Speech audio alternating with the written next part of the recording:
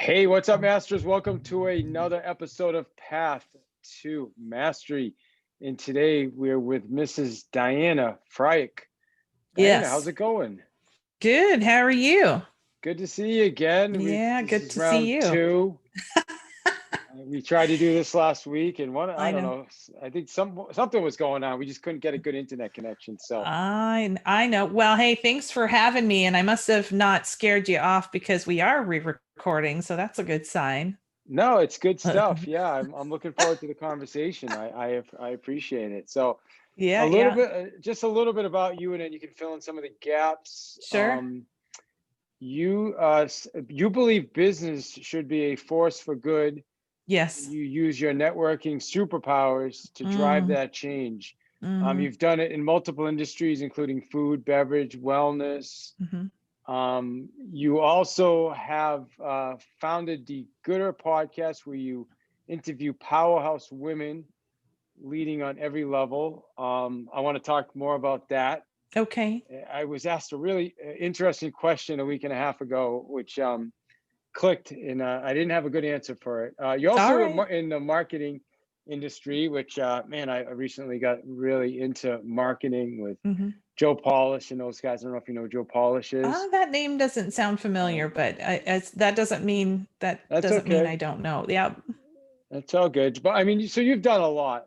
You also have what you've worked with brands from the Fortune 50 to startups. You Yeah. also have a branding firm, creative. I'm sorry, Retail Voodoo, right? Is that Yes, that's right. wow? And you're just a powerful woman yourself. So thanks for joining us. Oh, thank you. Well, we should probably step back and say I don't own the branding firm. Like I have a business partner and he brought me in. So I like got to give him a little bit of credit. He actually is the heavy lifter um All right, fair on enough. the business side. So we'll want to make sure that he gets some credit there. Okay, fair enough. I was giving it all to you, but I know. I appreciate your humbleness, and we'll give him some credit. How's that sound? Yeah, we give him a All lot, but right. yeah.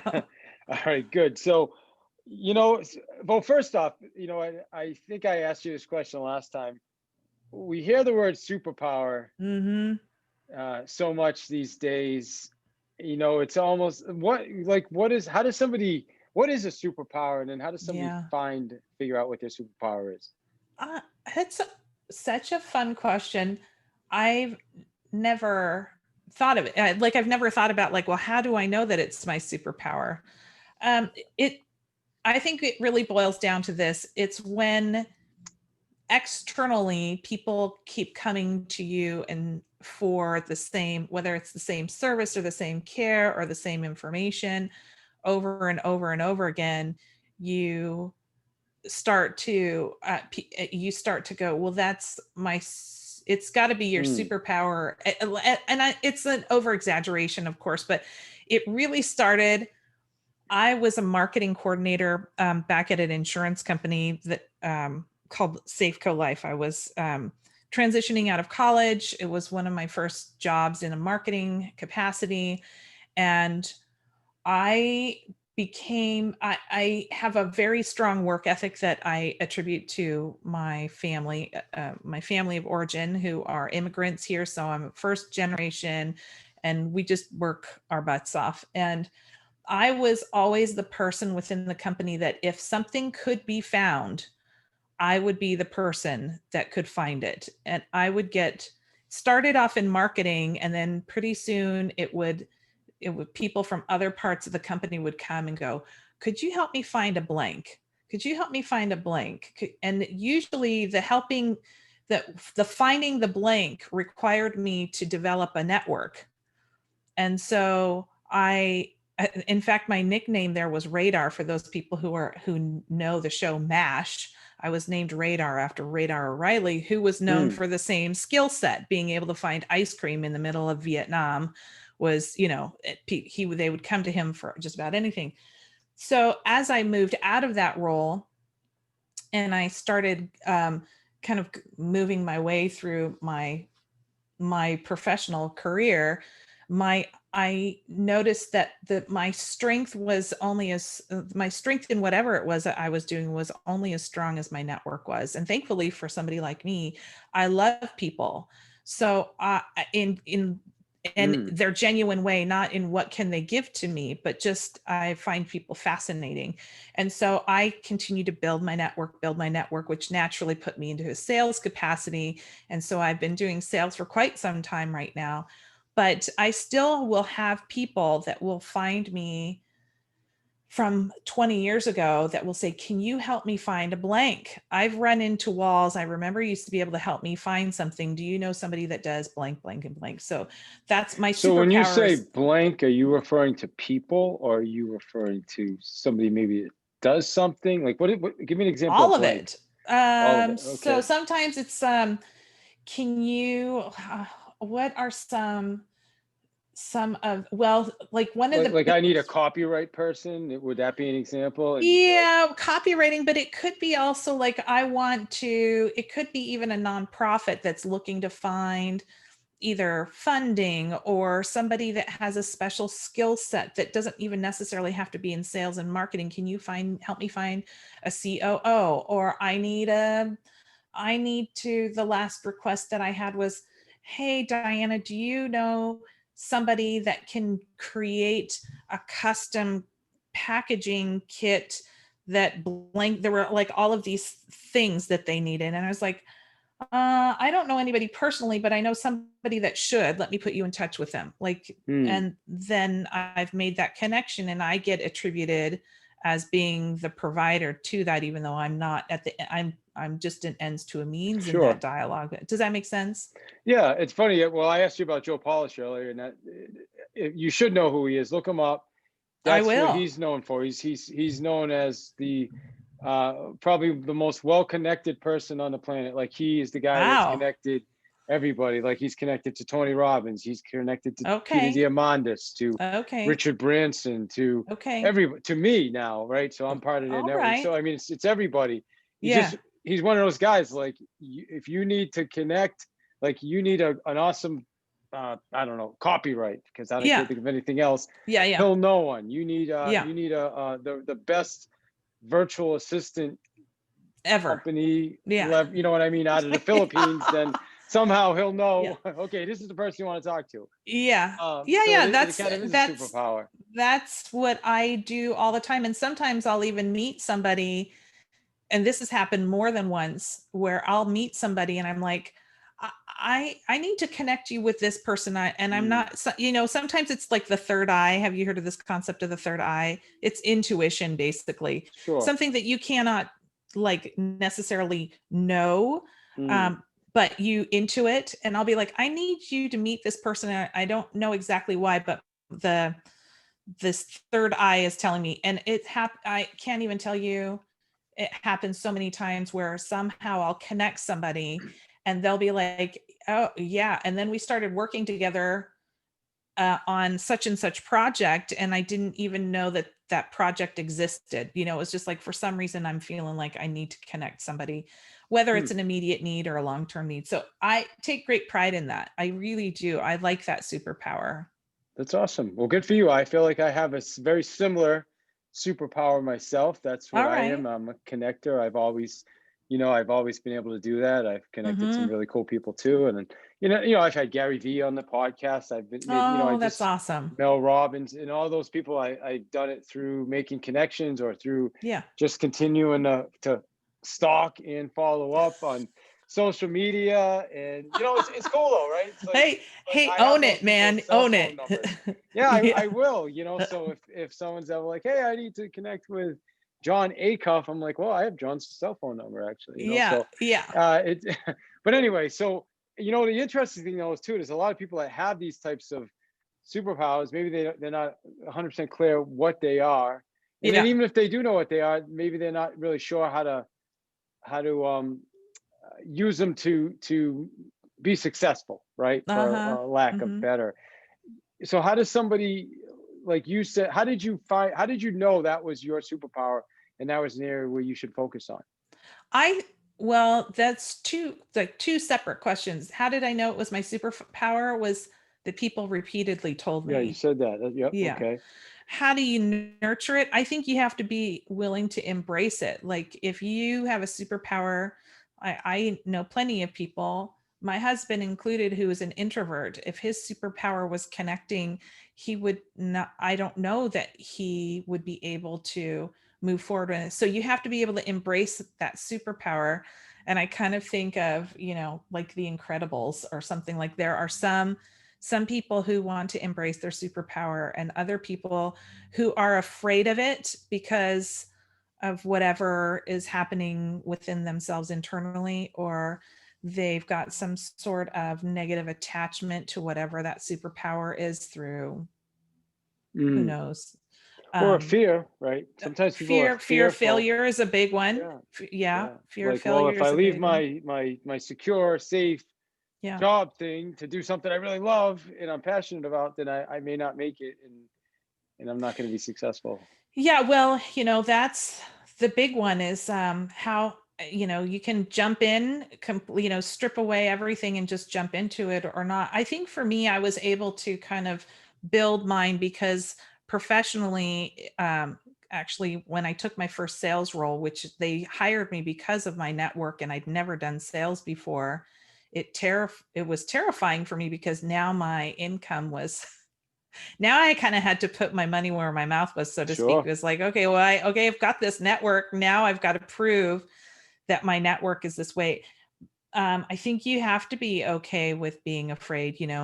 We've all heard this: be afraid, do it anyway. I think there's a little bit of that in there. Um, I was in my 20s when I did that. And I didn't have a family. So it was a little bit easier for me to make a big jump and not worry about the financial implications, because if I ate top ramen for 6 months, then so be it. But I don't want It's that good for my stuff. family. Right. Yeah. Top ramen's good stuff. What do you mean? I mean, So that's yeah, I mean, I think know yeah. what your boundaries are, but what I find really interesting is that when you do kind of move into that, and we're using the superpower label is very kind of facetious, but it's fun, right? Because it makes taking whatever your strength is and it turns it into something playful. And I think Mm. if you can look at it from a playfulness and not from a seriousness, everybody that I've ever known, and you've probably seen this too, when you lean into your superpowers, it all comes together so much faster than you would ever expect. And you don't expect it because the stuff that you've been fighting and you've been doing, well, I want to be the best chess player on the planet, but your superpower is really being a chef. And the chess thing has just been painful, painful, painful because you haven't been able to achieve whatever your level of success is. You attribute um, path to mastery, no joke, you attribute path to mastery as being painful.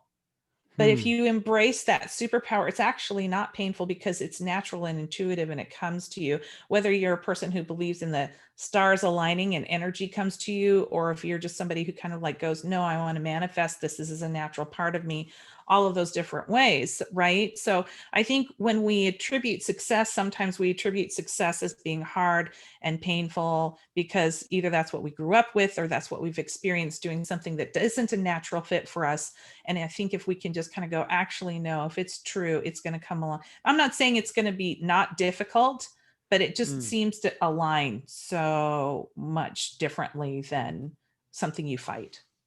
Yeah. So I've this should be episode, I don't know what, 200 and something that I've recorded, and I just realized I made a rookie mistake, but I just switched. Do I sound better now since I'm actually using my microphone? No Do switch. you need, Mm-mm. so we'll see. We'll see if it's noticeable on the. Maybe I don't even need to. We'll see if it's actually noticeable when You'll the find editor does out. all the work on the show. Yeah. But yeah, so now I'm actually using this microphone here, which Hey, well, hey, good. You it's all invested good. in it. All right. It's all Yes, good. yes, ma'am. All right. So that said, well, let's switch gears. And I Yep. appreciate that conversation. I would encourage everybody listening today to think about that. What is it that you are good at? People know you for, you enjoy doing. Yeah. Take some time, spend some time, journal. I mean, take Yeah. 30 minutes tonight and Yeah. journal about it. And, Yeah. you may come to some things that will give you more self-fulfillment Yeah. in life, right? Yeah. Yeah. All right. There's lots of hard things in life. Don't like use use your strengths and finds that joy. Yeah. Yeah. It's funny. I'm in real estate still. I've been in real estate for a lot of years, Uh-huh. and I still struggle because, I'm transitioning from just, from sales and being a coach and trainer Uh-huh. to now really just being a coach and trainer and doing my Nice. podcast and, Yeah. YouTube, and I'm starting, but it's so hard I know. because it's that there's a saying I heard, is patience is the fastest way. And I have to remind myself of that, like Yeah. literally sometimes 10 times a day, because I want stuff happening like right now. I know. But it's amazing. It feels so good to just be going towards what I love doing, Yeah. and I got to fight the habit of, well, you know what, I'll just go call, I'll start calling and see if I can find some listings. And then I do that and I take away from what I really want to be Yeah. doing.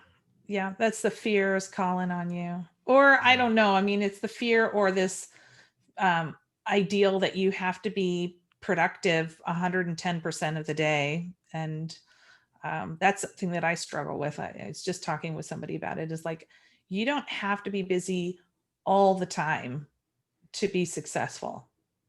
Like, busyness does not equate to No. success.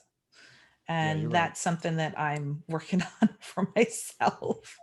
There's a great book, it's called Who Not How, that I was just turned on to. Oh, okay. It's by Dan Sullivan. Uh-huh. Fantastic. Have you done his You, training? you know who Dan Sullivan I is? know Dan. Strategic coach. Yes, sir. Then I don't know how you don't know Joe Polish. They're like best friends. That's so They're funny. together all the time. Yeah. So Huh. Dan's new book is phenomenal. You like it? I Okay. bought 75 copies and I've sent them. Okay. Handing Yeah, them yeah. out. And so I Okay. got on a special session with Dan and 22 other people, and we have one more session. Oh, it's been amazing. But Okay. yeah. So anyway, let's jump into what is the Gooder. Is it the Gooder podcast? Is that how Yes, sir. okay? What is that? So here's how the Gooder podcast came about. We've been, and me and my business partner have been doing this brand development work. He started in 96. I joined him in 2006. Then 2011, we decided we wanted to rebrand from being generalist firm and focusing in the naturals, food, beverage, and wellness. And the reason why we wanted to do that is both of us in our lives were kind of, in our familial lives, there were some health issues that were going on with our family members that were related to, they were food related illnesses. And we started to get an understanding that, oh, like if I remove this from my child's diet, then they're no longer going to have to be sick all the time. Like, it wasn't it wasn't killing them, but it was a kind of an intolerance. And we started doing separate paths, but we started doing all this work about food. And we thought, oh, well, let's take our generalist experience working with Walmart and Nordstrom and PepsiCo and all of these big major brands, and let's codify our process and develop it so that we can use it for these smaller emerging brands, so that they could start to up their game, so to speak, and get in front of people. Because at the time in 2011, this kind of better for you type of food was and philosophy around eating was non-existent compared to now. So we rebranded the company and we decided to go after this group of people, which kind of the naturals movement, the organic movement, kind of stemmed out of the 60s, the baby boomer generation. It was counterculture back then. It was anti-mass agriculture, anti-processed food. A lot of hippies were attributed to it, and it still had this kind of component to it for a long time. Now, naturals and organic has completely changed. The category has become Hollywoodified in the last 18 to 24 months. And what I've seen is, and we've seen big giant brands like General Mills and Hormel buying these darling brands and accelerating them and bringing them to the masses, which is fabulous. That's what we want. But in that process, what I started to identify, and I was talking about it with my business partner, David, I said, I'm looking around and I'm seeing men as predominantly the subject matter experts, and for that matter, white men and older white men. Nothing wrong with that, except for in the naturals industry, when we're talking about trying to help people live better lives and extend people's lives, what has happened is we started this part of the industry started navel gazing. So now we're creating products to help healthy people be healthier. And those healthy people tend to be predominantly upper middle class, Caucasian, suburban people.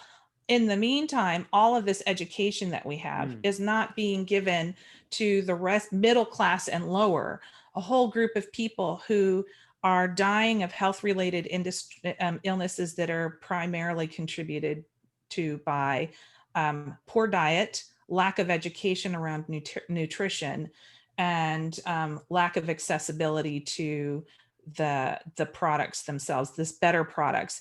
So the powers of, well, I'll use the term superpowers. The superpowers of the naturals industry is we use science to hack the best parts of the food system and create foods and supplements in such a way that people can live longer and better lives. How is that information not being shared with all of the United States? And really what it is lack of visibility. So in the last year or so, I started to go, this desire for me to kind of create some equity and levity for women, particularly women of color, women of disabilities, the LGBTQ community, raise their visibility, not because women are better at being leaders, but we see things differently.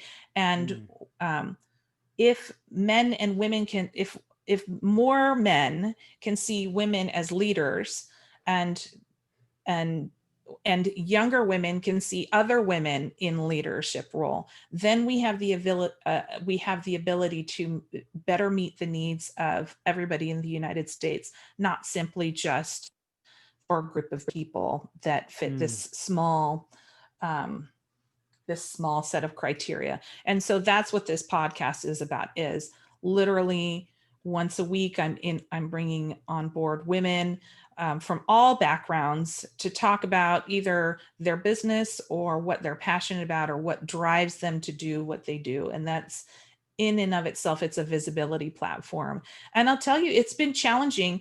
The number of women of color in our industry is not great. I'm literally hunting. And then at the same time, is it just, do you think it's just your industry though, or is it almost most industries? It's probably across all industries, but I can only speak for what I see. Sure. Yeah. And I think it's a lot more apparent everywhere now, not just with the women, but like you said, the older, white, men in leadership, and it's showing up everywhere. And they're making decisions for for generations that just have nothing in common whatsoever. Yeah. And there's nothing, I really want to go on record. There's nothing wrong with being a man. There's nothing wrong with being old. There's nothing wrong with being white. But the problem is that we start to end up, our bubble gets really, really small. And there's no diversity, right? I mean, because you're right. There's nothing wrong with it. But when that's the only thing that's determining the outcomes or making the decisions, then it's biased. Yes, it's biased. And this does two things. One is that you have, one is that you're talking to yourself, and you start to believe that the only people that are interested in what you're talking about or what you're doing are other people that look and behave like yourself. And so there's two ways to look at it. There's the what's right and what's wrong. And then from a business perspective, it's like the opportunity for growth in your business. So what happened is I've interviewed a couple of people that were like, if the naturals industry paid attention to the fact that all these people over here just need some education and accessibility to information and product, they would be able to double and triple and grow their brands exponentially. But there's this expectation that, well, because I don't see any person of color, or I don't see a disabled person in my world, their needs are not a part of our needs. And so what we'll do is, to look like we're taking care of people, we'll have a picture of somebody in a wheelchair, we'll have an African American family in the background, and that's going to be what we do. But that's not really actually meeting the needs of those communities.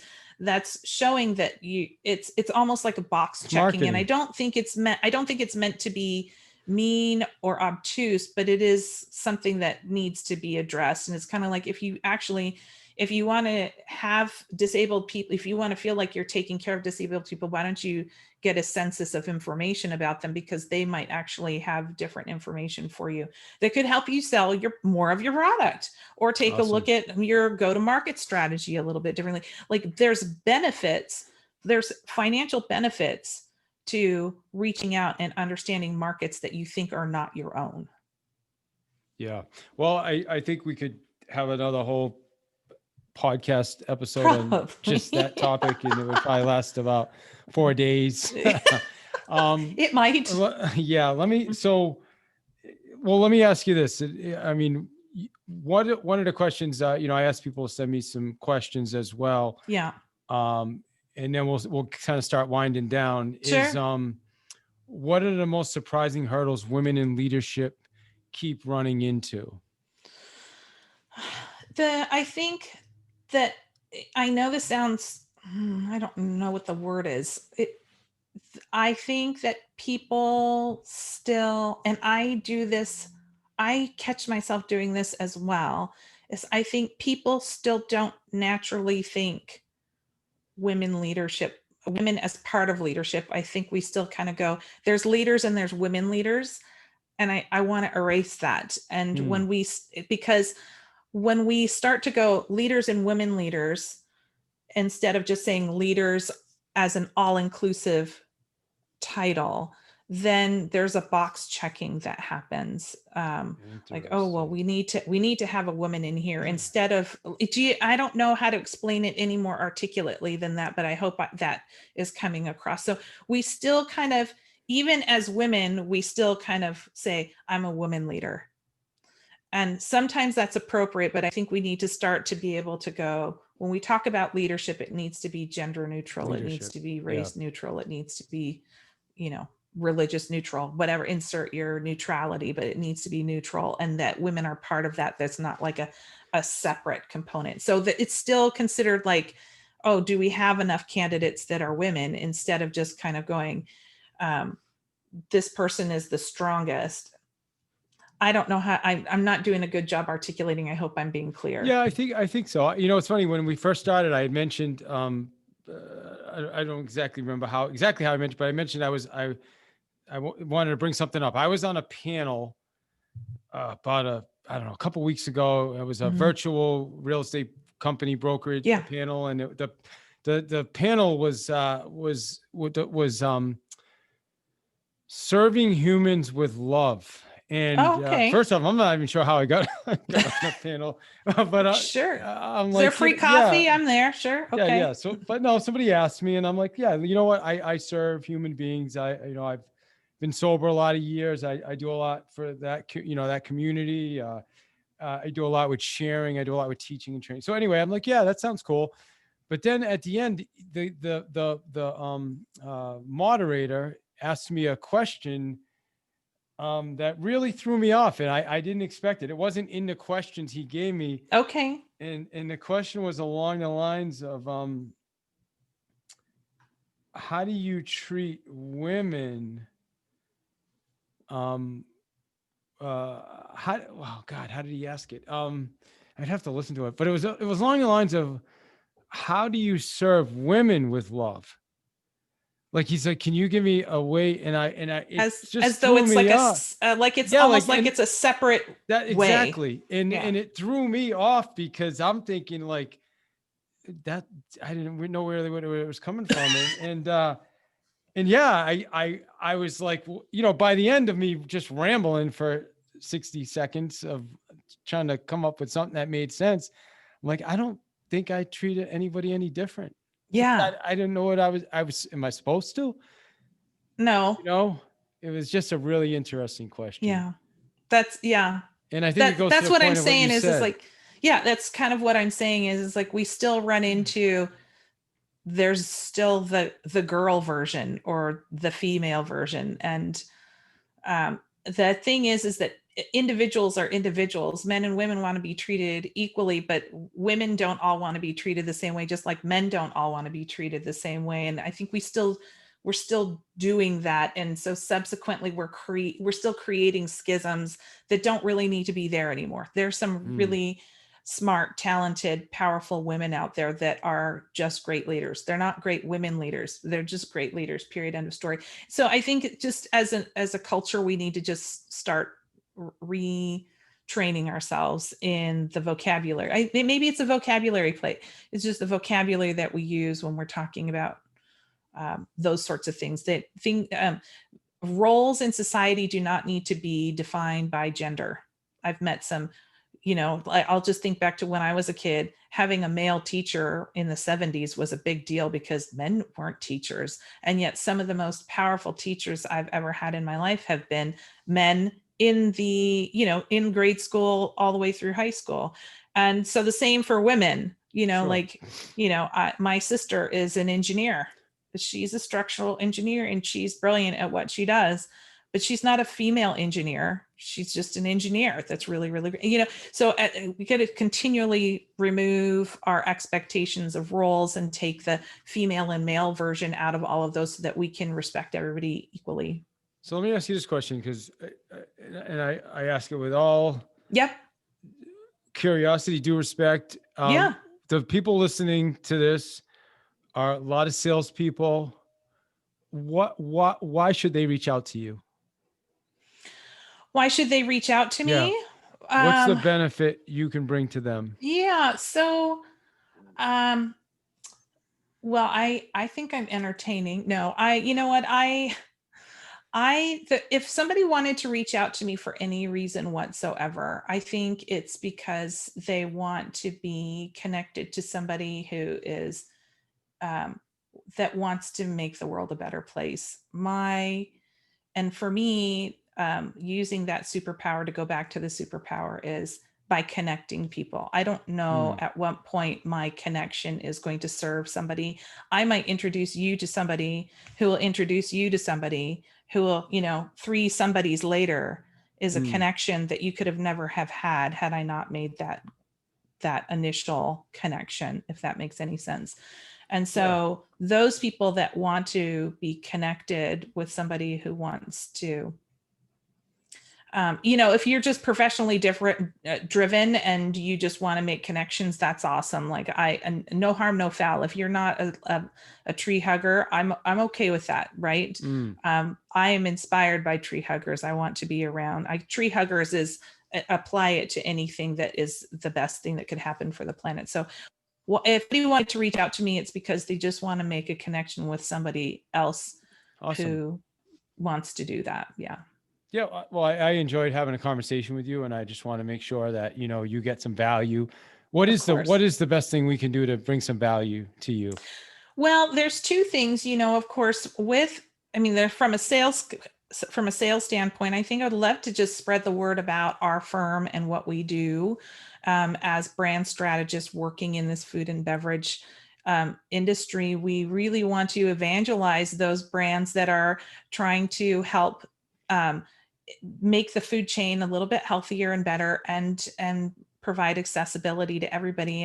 And we do that by helping brand owners, whether they are entrepreneurs or somewhere in the food chain, take a look at how their brand shows up in the consumer's life, and then helping them provide very specific and tangible language and assets and strategies in such a way that it can reach the larger audience. I'm wondering, I bet you could do that for real estate agents as well.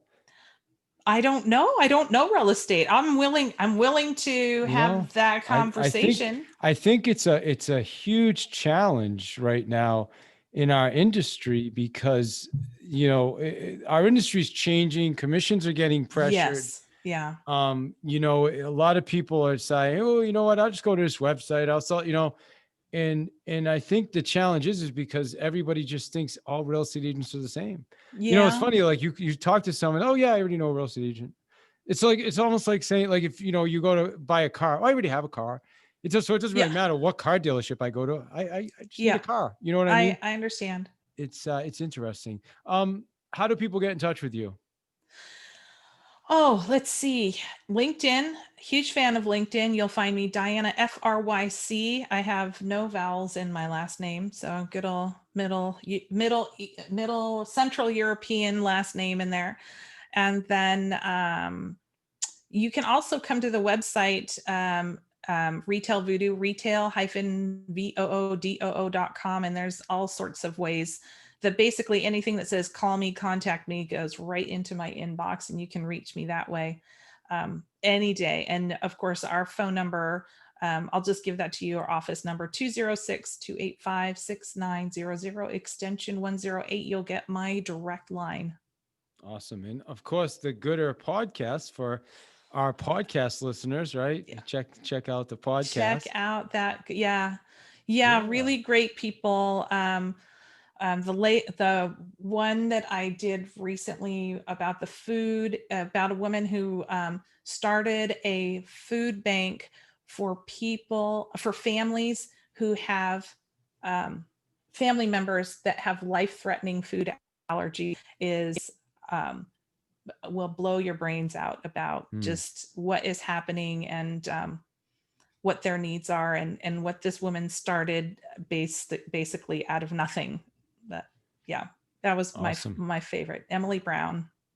Good stuff, my friend. Well, listen, it's been a pleasure. I appreciate you, Oh. being on the show, and love conversations of, about powerful women with powerful women, about Thank you. superpowers, all that cool stuff, So yeah, I think we all took a lot. I like to go back, and usually when I listen to these the second time is when I get even a lot more out of it. Yeah, I'm the same way, and go through and create my own notes.